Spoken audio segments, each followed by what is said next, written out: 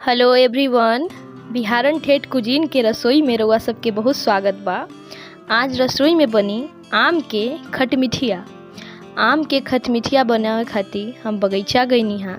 बगीचा से आम तुरवा के लिए आईनी हाँ। एकदम ताज़ा ताज़ा आम के खटमिठिया बनी। चूँकि गर्मी आवते हमनी के आम के पुरहर इस्तेमाल करनी जा, हर रूप में होकर इस्तेमाल करनी जा। वही क्रम में आज बनी आम के खटमिठिया। एकरा के आम के मिठकी चटनियों कहल जाला। आम के खटमिठिया बनावे खातिर चाही कांच आम, गुड़, सूखल ललका मरीचा, जीरा, तेज पत्ता, भूजल आ पीसल जीरा। खटमिठिया बनावे खातिर सबसे पहले आम के खूब निमन से छील लिहल जाई।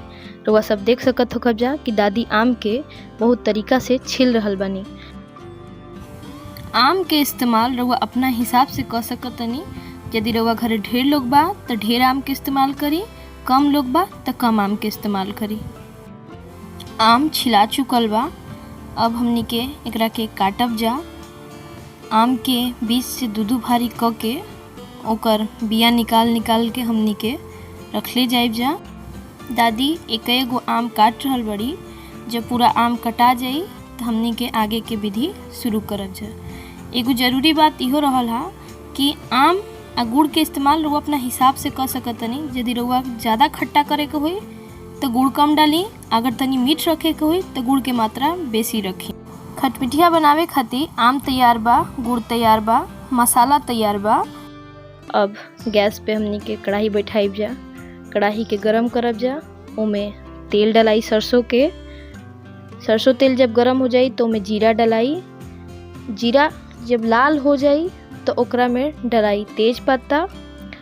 तेज पत्ता के तनी मुनी हमनी के चला लेब जा। ओकरा बाद ओमे डलाई ललका मरीचा। ललका मरचा के तरीका से भूज लेब जा। जब मसाला तरीका से भुजा चुकल बा तब हमनी के डालब जा आम। जो आम के फारी हमनी के काट के रखले रहनी है जा, वो आम अब कढ़ाई में डलाई। ओकरा बाद ओकरा के खूब नीमन से छोलनी से चलावल जाई। थोड़े देर बाद रउआ सब देखब जा कि जितना आम बा वो मिल गइल बटे। जीरा जौन बा वो लौकता, तब ओमे डाल देब जा हमनी के नमक डाल के बढ़िया से एकरा के चला लिहल जाई।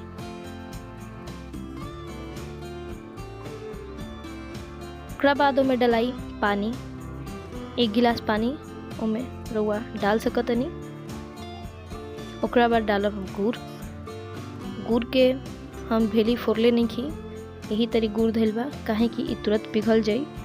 ओकरा बाद गुड़ के चला के अब हमनी के ढक देब जा कढ़ाई के।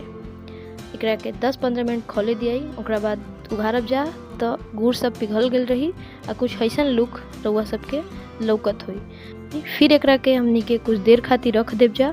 ओकरा बाद फिर एकर पानी सूखे के अब इंतज़ार होई कि चटनी में जौन पूरा रस बा उ तरीका से पूरा आम के भीतर घुस जाओ। ओकरा बाद ई आम के चटनी एकदम रेडी हो जाई। तब बार बार एकरा के चला के देखे के बा। हर 5-10 मिनट पे आम के चला के देखत रहे के बा।